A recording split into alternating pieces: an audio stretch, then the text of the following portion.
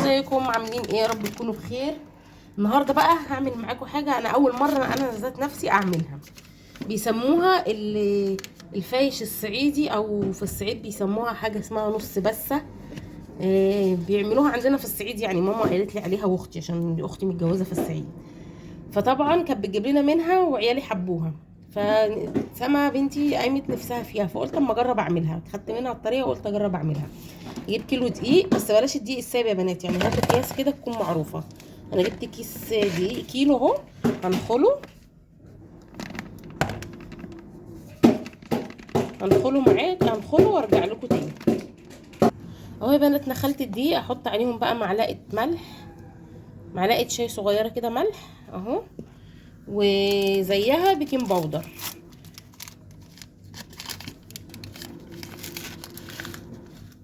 اهي. وهنحط بقى كيس خميره فوريه، ونقلب بقى كل المواد الجافه دي مع بعض.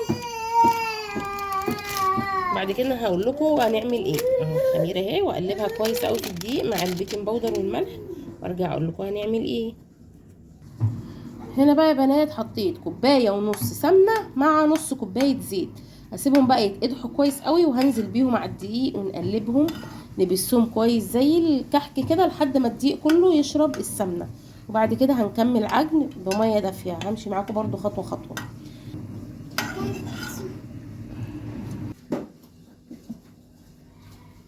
اهو يا بنات السمنه بعد ما سخنت قوي اتقدحت، يعني هنزل بيها في الدقيق. شايفين بتعمل فوران ازاي؟ وهقلبها كويس قوي. طبعا مش هعرف اقلبها بايدي لانها سخنه، بس هنقلب كده بمعلقه عشان السمنه تخش في الدقيق كله. وبعد كده بسها بايدي كويس تكون هديت شويه زي ما انتم شايفين كده.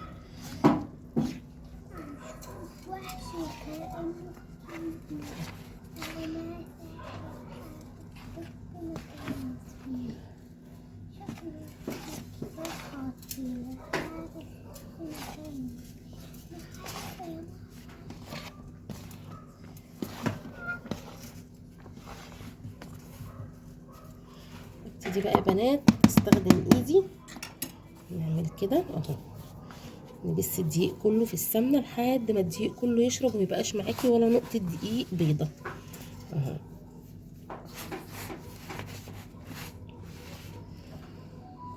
انا سخنت شويه ميه في الكتل، دفيتهم بس تدفيه كده لان انا محتاجه ميه دافيه مش سخنه.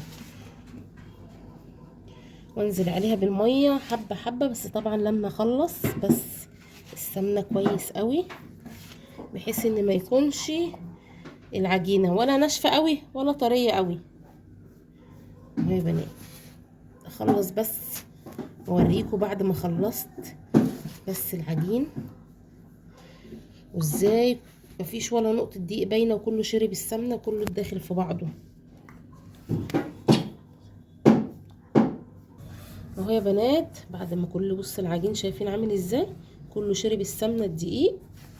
هنزل بقى بميه دافيه واحده واحده واعجن لحد ما تلم معايا. انا مش عايزاها ولا لينه قوي ولا ناشفه قوي، فهنزل بالميه بالتدريج زي ما انتم شايفين كده.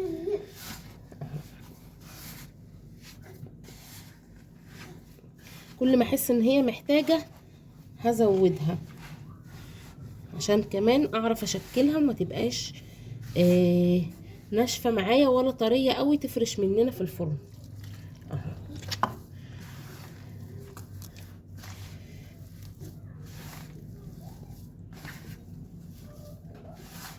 تفضلي تعجني كده لحد ما تلم معاكي كويس قوي. طبعا انت بايدك انت اللي هتبقي عارفه اذا كانت محتاجه ميه ولا لا. وانا هنا لسه محتاجه معايا ميه، انا كده كده ما خدتش نص الكوبايه اهو.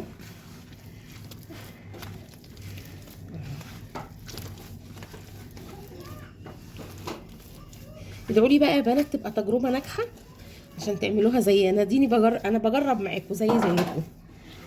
اي حاجه جديده بتعجبني وبجرب اعملها، لازم اجربها معاكم عشان لو طلعت حلوه انتوا كمان تعملوها. هي حلوه كطعم، احنا ندناها كتير قوي بس انا ما عملتهاش بصراحه. يعني اختي بتجيبها لنا من البلد او خالاتي لما بيبعتوها لماما بتجيب لنا، بس عمري ما جربت اعملها بايدي يعني.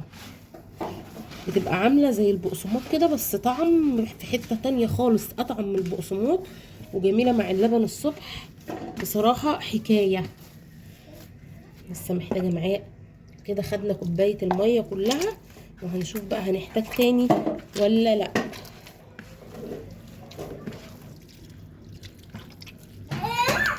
حطيت لها يا جبنات فوق الكوبايه حوالي ربع تاني اهو.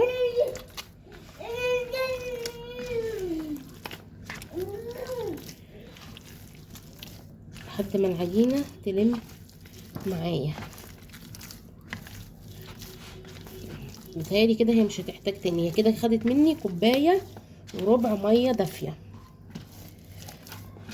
اعجنها كويس، وبعد كده اغطيها بكيس نايلون واسيبها تخمر، وارجع لكم بقى تاني يا بنات بعد ما تخمر واوريها لكم بقى عامله ازاي.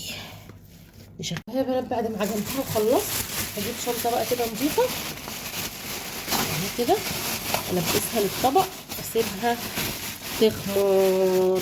بعد ما تخمر بقى ارجع لكم بقى نشكلها مع بعض ونعمل الخطوه اللي بعد كده. اهو يا بنات فتحت على العجينه بعد ما خمرت ما شاء الله. وانا مش فاكره هي خدت وقت قد ايه، لان انا كنت بعمل الاكل يعني. انا ما خلصت الملوخيه ولسان عصفور وسلقت الفراخ، كانت هي الحمد لله زي ما انتم شايفين كده. هبتدي بقى ايه، افش خمرانها كده زي ما انتم شايفين، واشكلها واسيبها في الصواني. هنشكلها ازاي بقى بنات؟ هناخد بقى حتت صغيره كده، كور صغننه على ايدي كده اهو، نعملها كور واروح عاملاها صوابع كده طويله اهو كده، بحيث ان ما يبقاش سمكها كبير قوي اهو. اهو يا بنات عملتها صوابع زي ما انتم شايفين، مش طويله قوي طبعا اهي ولا صغيره قوي. اروح عاملاها كده واروح رصاها في الصينيه. هعمل بقى الكميه كلها بنفس الطريقه وارجع لكم عشان ما اطولش عليكم في الفيديو. اهو يا بنات بعد ما شكلتهم بصوا عملوا معايا ادي صينيه، والتانيه دي عملتها كده زي البقسماط صوابع صغننه، وادي كده يبقى 3 4، وادي الخمسه اهي. هسيبهم بقى ايه يخمروا، واروح اولع الفرن يسخن، وبعد كده ندخلهم الفرن. بس هسيبهم يخمروا تاني اهو. اهو يا بنات خمر تاني اهو. هدخله بقى الفرن واوريهولكوا بعد ما يستوي على الشبكه اللي في النص. طبعا الفرن مسخناه. اهو يا بنات بعد ما طلعته من الفرن استوى وبقى جميل اهو زي ما انتم شايفين. وانا باكل واحده اهو بصراحه جميل. لسه في صواني تاني في الفرن، ده دول صينيتين بس هو في بقى تركايه وما فيهوش اي غلطه، بس كان عايز يبقى رفيع شويه.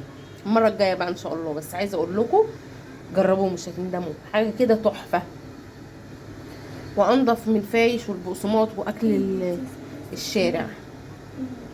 اهو يا بنات صينيه كمان اللي طلعناها،